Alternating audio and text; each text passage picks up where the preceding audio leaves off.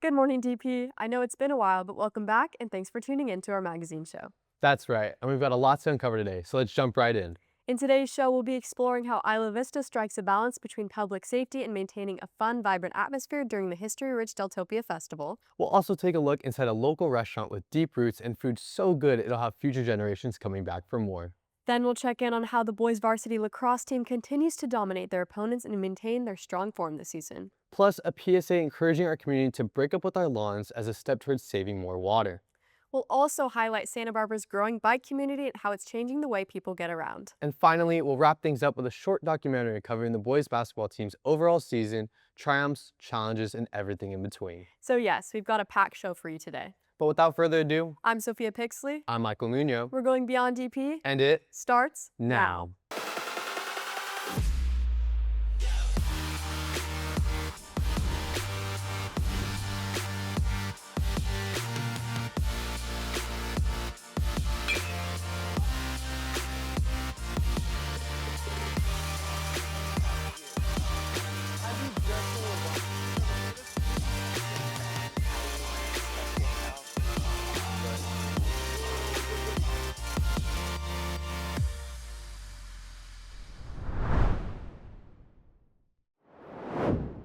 The college community of Isla Vista is well known for its lively, party-filled atmosphere, none bigger than its annual festival, Deltopia. DP News reporters Tyler McCutcheon and Micah Barnhart headed out to see how local law enforcement and event organizers work together to keep things safe during one of the busiest weekends of the year.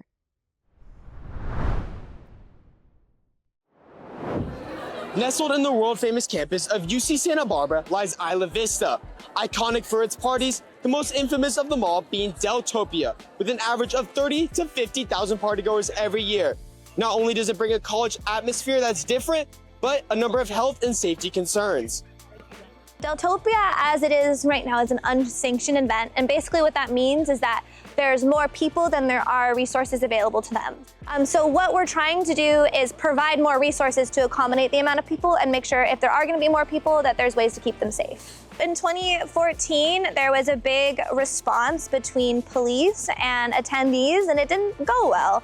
There was tear gas involved in response to heavy enforcement and things that happened that wasn't good for Isla Vista. I also think that the event has grown in the past couple years because of more media attention, going nationwide, and I think that that draws a lot of people in. The reason why Deltopia exists is because people want to celebrate Isla Vista and all the cool things Isla Vista has. The music, the art, the people, the culture. It's a cool vibe. And so what we want to do is we don't want to take that away just by bringing in safety resources. We want to continue to participate in the celebration, make sure that our artists are empowered and uplifted. That's why you see projects like this where we have people painting, we pick the best bands in IV, the best DJs. We want to give them a platform, right? That's what we want to showcase. And at the same time, we want to show that you can participate in these events safely by knowing your resources, by knowing where to go if you need help, by making sure your friends drink water and eat food throughout the day, take a break. With so many people in attendance, the event brings many different perspectives, but none more important than the students who attend. While some love the energetic environment, some find it overwhelming. There's just so many people. It's not really like a regulated event at all. The cops try to get involved, and I think the school does, but it's not a real festival. It's put on by students. I feel like it's kind of like one big party that everybody feels like they're invited to, because for the most part, everybody is kind of just in the streets. You're passing people you know. You're meeting new people. So yeah, it's just like a bonding thing that everyone looks forward to. Coming from out of town, it's super cool to see how iconic it is to the Santa Barbara culture and community and UCSB. I love to see all of the people, the art, the music, and the culture, and it's just a one-of-a-kind event. When dealing with an event like Deltopia, it's always important to consider your safety and the actions and repercussions that come with it. But there's no denying from the huge parties to local history, Deltopia is a massive part of Isla Vista's culture. For SCM Reporting, I'm Micah Barnhart. From the busy streets of Isla Vista to the warm, welcoming vibe of the local favorite, our next story takes you inside a restaurant where tradition and flavor go hand in hand. Yeah, this place isn't just serving up great food, it's serving up family history with recipes that have been passed down for generations. DP News reporter Stephen McElroy, Towns Widger, and Camilo Ranchiero went to check it out. Let's take a look. Just a few miles up the mountain from Santa Barbara sits Cold Springs Tavern, a restaurant with a long and rich history and food that'll keep future generations coming back. It's just great to be able to come up in the nature, you know, and just kind of be able to work up in here, kind of be surrounded by God's green earth. It's an old stagecoach stop, you know? It's just something you can't really see anywhere else, and you get to eat inside of it. There's history surrounding you anywhere you are, any room.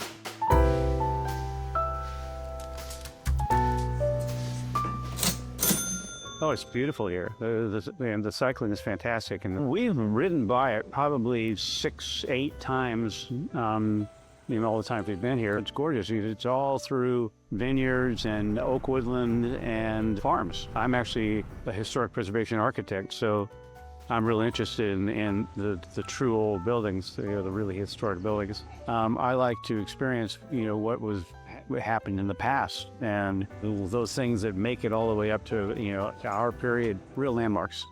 Built around 1860 as a stagecoach stop along the route between Santa Barbara and the San Ynez Valley, the tavern was where travelers could rest, eat, and socialize during their long trips through the mountains. I think the favorite part about the place is there are a lot of different historical spots and a lot of things to look at. This includes the Ojai Jail, which has 2 rooms and is the only jail to ever cross a mountain, once featured in Ripley's Believe It or Not. The decoration, everything, it makes me feel like I'm actually time traveling. The food here is really great. They have a lot of burgers. They have tri-tip sandwiches and stuff. I think the old feel has a lot of charm. It's cool that this is a very historical landmark and it adds a lot of value to the whole experience because it brings history and culture to Santa Barbara, which I think is really cool. As Cold Springs Tavern continues to serve up memories, they're still making their own history. Reporting for DP News, I'm Stephen McElroy. Let's switch it up and head over to the field where our boys varsity lacrosse team has been turning heads this season. Absolutely, Michael. With non-stop hustle, sharp strategy, and a bond that's tough to beat, they've dominated the competition. I heard you and Charles got an inside look at what makes this season so special. We did. And get this, for the first time in program history, they finished the regular season undefeated with an incredible 18-0 record.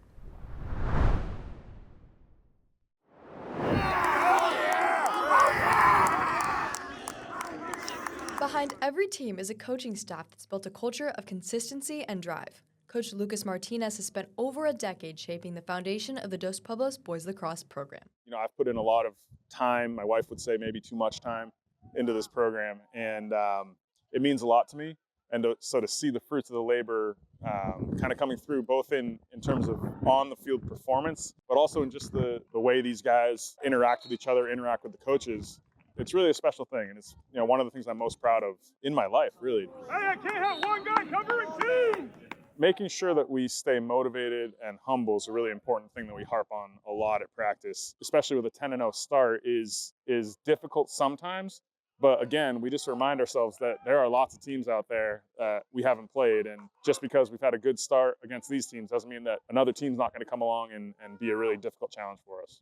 With tough matchups ahead, the road to staying undefeated won't be easy, but the drive to keep pushing runs deep. The motivation for us is we lost a heartbreaker last year that we all think we should have won. Keeping that in mind all season has been very front of mind and easy for me to remind them of as a coach. Despite that season-ending loss, this season, the coaching staff came in confident, and their connection is key. Going into this season, we expected to be good because last year we were good and we only graduated 3 people. So as coaches, cohesively, we all work really well. When you're having so much success, sometimes it's hard to keep the effort where the coaches want it all the time, every time. So that's probably our biggest challenge at this point, is to just keep those guys working as hard as they can. While Coach Garrett prioritizes motivation, one captain says their first out-of-state win sparked new confidence in the team. I think that game versus Mullen enhanced the team's focus for this season because now we're on a roll and we know we can compete with other high-level teams. We're one of 2 undefeated teams left in the Southern section. As Gus reflects on the season's turning point, Coach Garrett stresses staying focused on the ultimate goal. One game at a time, and it's fun to win, but striving for an undefeated season isn't necessarily our goal. The end goal is to go all the way. As Gus puts it, the coach's commitment speaks for itself. They really don't have to be here, and they work really hard for us. Our players know that, and I think that has made us even more motivated to just keep pushing, work even harder every day. With a strong start and steady leadership, the coaching staff keeps Dos Pueblos boys lacrosse focused, driven, and ready for what's next. Reporting for STN, this has been Sophia Pixley.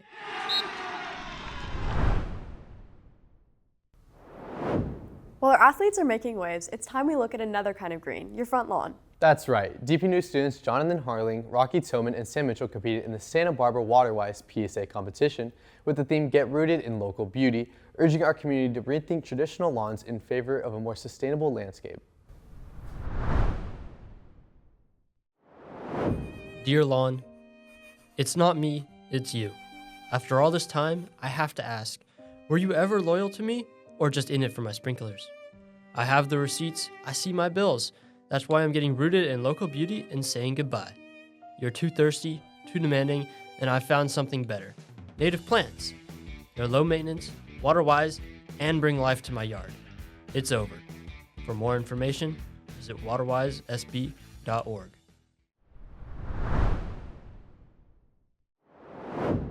Santa Barbara has always been a beautiful place to explore, and now more and more people are choosing to do it on two wheels. With new bike lanes, a growing cycling culture, and environmental perks, biking is changing the way people move. Here's how the city is pedaling forward.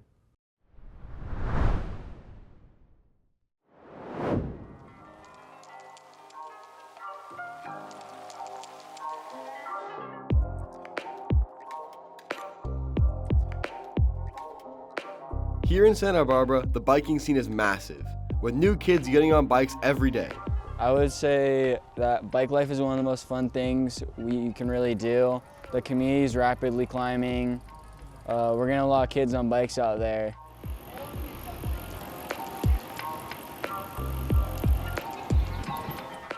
Well, I think the coolest thing about bike life is the bikes themselves, just because they're all like super unique. Biking provides many activities, allowing for creative expression and having fun outside.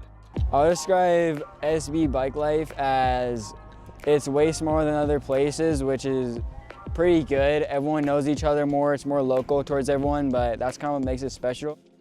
I think bike life has gotten a lot bigger over the years. More people gone into it. I've seen a lot more bikes around. What got me into biking is my dad bought me a bike, and I saw videos of people doing wheelies on them. I really wanted to do that, so that's pretty much what got me into bike life. I wanted to get a bike like this at first just for transportation. I originally had an e-bike, but it got stolen, so I had to get something else. And I decided to get one of these big wheel BMX, and it kind of just progressed into more and more less of transportation and more of riding with friends and community and stuff like that. And I started off with a SE PK Ripper, and I traded it for this. Biking has affected my school life because you make lots of friends. Trey, Sunny, a lot of other kids here who do it, and it's mainly my transportation to school. From everyone that I've met so far, they're all super nice and cool and stuff. Through biking, communities, friendships, and long-lasting memories have been made. For DP News, I'm Connor Saunders. And finally, we'll close out today's show with a deeper look into the journey of our boys basketball team's recent season. It's been a season full of highs, lows, and unforgettable moments. This short documentary captures the heart of the team on and off the court. DP News reporters Eric San Juan Villegas, Caden Walsh, Werner Guzman, and Tristan Garcia take us to the court.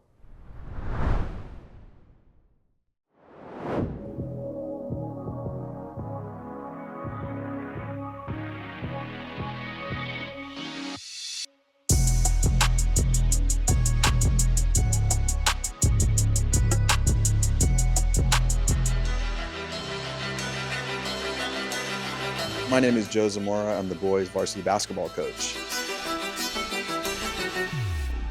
Shane Grant is our senior captain. Coulter, Jay is going to be a captain as well. He's a junior. He's a returner. Wyatt Gardner and Evan Pinsker were brought up as a result of the injuries last year, so they're returners. Lenny, and if you're not aware of who Lenny is, he's 6'8", 240 pounds. And in the past, we've had a player like that. Having someone to go up against that every single day makes us better. I think we're going to surprise some people because they know that we lost 7 seniors, and when you lose that many, sometimes it could be what you call a rebuilding year. I'm looking forward to getting them out on the court and watching them run and rebound, and we're long, so it'll be fun to see them. Last season, we didn't do too great in league, so we'd really like to win that. I think what makes up a great team is the ability to communicate with everybody at a strong and high level, and also being able to know each other's strengths as well as our weaknesses to really, make ourselves better. We definitely, especially those first few games, our conditioning, we're definitely seeing where we're at compared to teams and how we want to continue to get better with that, see where our limit's at the moment, so then later in the season we could be at the top. The DP Chargers are set to face off against their crosstown rivals, Santa Barbara. I look forward to beating Santa Barbara and San Marcos. When my players hear crowds chanting and talking, especially on the defensive end, it really riles them up to want to get defensive stops. On the offensive end, they're already in the flow, but on defense, it's really important that we hear our bench, especially, is the same way. We want them to be loud and really encourage ourselves to be good defenders. So it really, you just feel it in your skin. Because I want to get it to him for the first couple times. That's what, yeah, Lenny will pop out, but you'll wait for the guard, which is Evan, is going to come back and screen for you, okay? You get into the vest, yeah, okay. Here we go. Where's my wings? Can you stun it? Can't give up 27 points in the first quarter. I want to applaud you on the fact that we kind of dug ourselves a hole, and then you guys worked your way out of it. You really did, okay? Now, unfortunately, we got ourselves another hole. Questions on anything? Okay, let's go. Come on, let's go.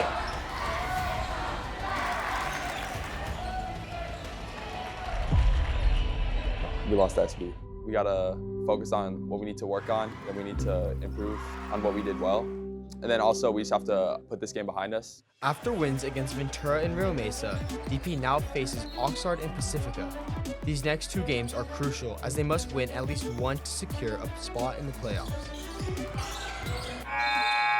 We can dribble to the wing, and you get out, and let's just post up Wyatt or Coulter.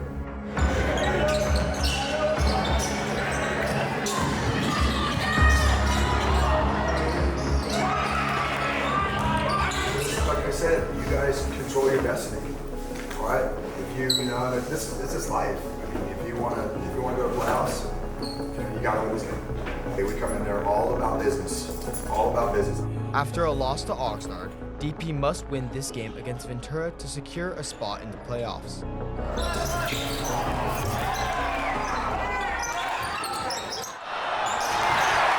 The Dos Pueblos Chargers are heading to the playoffs, with their first game set to face Aliso Niguel. What were my thoughts when I heard that we made it to the playoffs? The first one was that I felt that we were in a division that was a little bit higher than the way we played. Because I was really surprised as well as that we got a home game. And I didn't think we'd get a home game in the first round. There was pressure because basically on paper, this team was better than us. If you want to make a deep run into the playoffs, you have to play defense.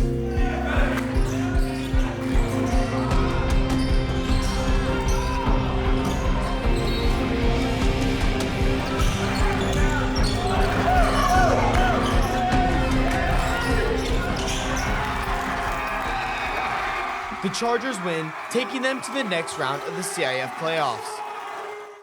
The Chargers fought hard in the next round, but ended up losing to Canyon Country.